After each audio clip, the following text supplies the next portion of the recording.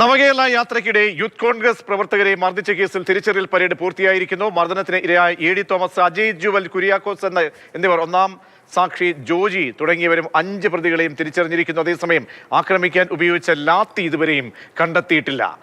രഘുനാഥ് നാരായണൻ ചേരുന്നുണ്ട്. രഘു, സ്വാഭാവികമായും അന്വേഷണ നടപടിയാണ് തിരിച്ചറിയൽ പരേഡ്. അതിൽ ഈ പ്രതികളെ തിരിച്ചറിഞ്ഞുവോ ഈ ഇരകളായിട്ടുള്ള ആളുകൾ? പിന്നീട് പ്രധാനപ്പെട്ട ഒരു കാര്യം, ഈ അടിക്കാൻ ഉപയോഗിച്ച ലാത്തി അത് സറണ്ടർ ചെയ്തിട്ടില്ല. അതെവിടെയാണ്? അങ്ങനെ എന്തെങ്കിലും കാര്യങ്ങൾ അന്വേഷണവുമായി ബന്ധപ്പെട്ട് മൊഴികൾ നൽകുന്നുണ്ടോ 5 പേരിൽ നിന്നും?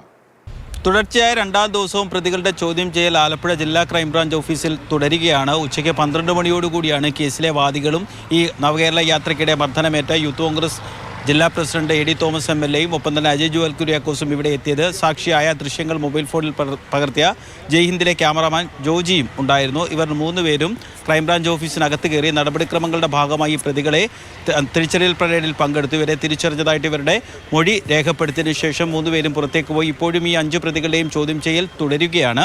ഇതുവരെ ഇവരുടെ അറസ്റ്റ് രേഖപ്പെടുത്തിയിട്ടില്ല. അറസ്റ്റ് രേഖപ്പെടുത്തിയാൽ ഇവരുമായി ഈ സംഭവം നടന്ന, ആക്രമണം നടന്ന ആ സ്ഥലത്ത് കൊണ്ടുപോയി, ജനറൽ ഹോസ്പിറ്റലിനടുത്തുള്ള സ്ഥലത്ത് കൊണ്ടുപോയി തെളിവെടുപ്പ് നടത്തും.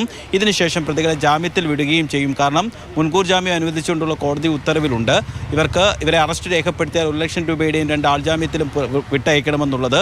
നാളെയും പ്രതികളെ ചോദ്യം ചെയ്യുന്നത് തുടരും. മറ്റൊരു കാര്യം, കേസിൽ ഒരു പക്ഷേ പ്രത്യേക അഭിഭാഷകനെ വെക്കാനുള്ള ഒരു നീക്കം സർക്കാർ നടക്കുന്നുണ്ട്. കാരണം കഴിഞ്ഞ സർക്കാരിൻ്റെ കാലത്ത് നിയോഗിച്ച പബ്ലിക് പ്രോസിക്യൂട്ടറാണ് ഈ കേസ് നിലവിൽ കൈകാര്യം ചെയ്തുകൊണ്ടിരിക്കുന്നത്. സ്വാഭാവികമായിട്ട് തന്നെ പുതിയ സർക്കാർ വന്നപ്പോൾ പുതിയ പബ്ലിക് പ്രോസിക്യൂട്ടർമാരെയൊക്കെ നിയമിക്കും. അതിന് കുറച്ച് കാലതാമസം എടുക്കും. എങ്കിൽ തന്നെ ഈ കേസിൻ്റെ ഒരു രാഷ്ട്രീയ മാനം കണക്കിലെടുത്ത് പ്രത്യേക അഭിഭാഷകരെ നിയോഗിക്കാനുള്ളൊരു നീക്കം നടത്തുന്നുണ്ട്.